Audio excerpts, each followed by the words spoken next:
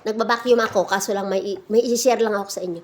Kung naisip ko kasi, bakit noon na nasa Pinas ako, regular ako sa trabaho, pero baon ako sa utang. Kasi ang ginawa ko noon ay nangungutang ako para ipambabayad ko ng utang. Nangungutang ako para ipamasyal ko. Nangungutang ako, hindi ko inaano, basta umutang ako na hindi ko nilalagay sa tama.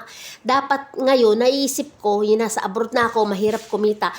Kung uutang man ako sa panahon ngayon,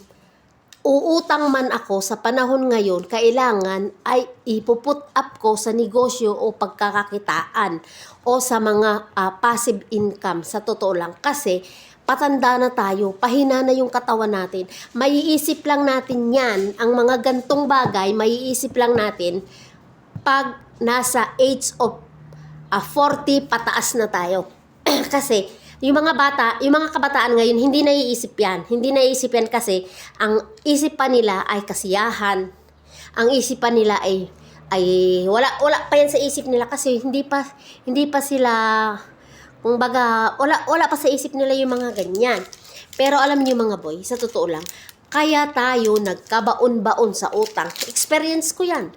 Kaya may mga tao na nagkabaon-baon sa utang kasi nangungutang, ipambabayad ng utang, nangungutang, ipampagawa ng bahay.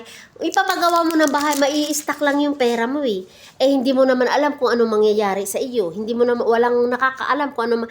Mas okay yung mangutang ka, i-put up mo sa negosyo. Mangutang ka, ilagay mo na pagkakakitaan para kahit papaano, may yung tumutubo ba, yung kaysa uutang ka, mai-stack yung pera, tapos ibibili mo ng gadget, madadagdagan lang yung utang mo. Sa totoo lang, hindi ka makakabayad.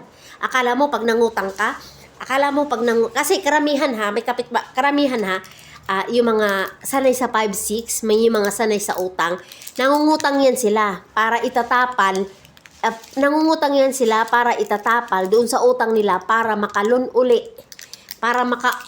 uli doon sa uutangan nila.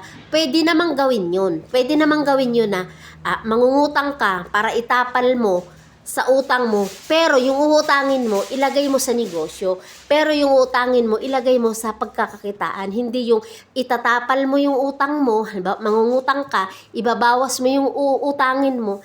Di parang nanganganak yung utang mo. Hindi yung pera mo ang nanganganak, kundi ang utang at stress mo ang nanganganak. Sa totoo lang mga boy, maniwala kayo sa akin. Kasi ranas ko yan.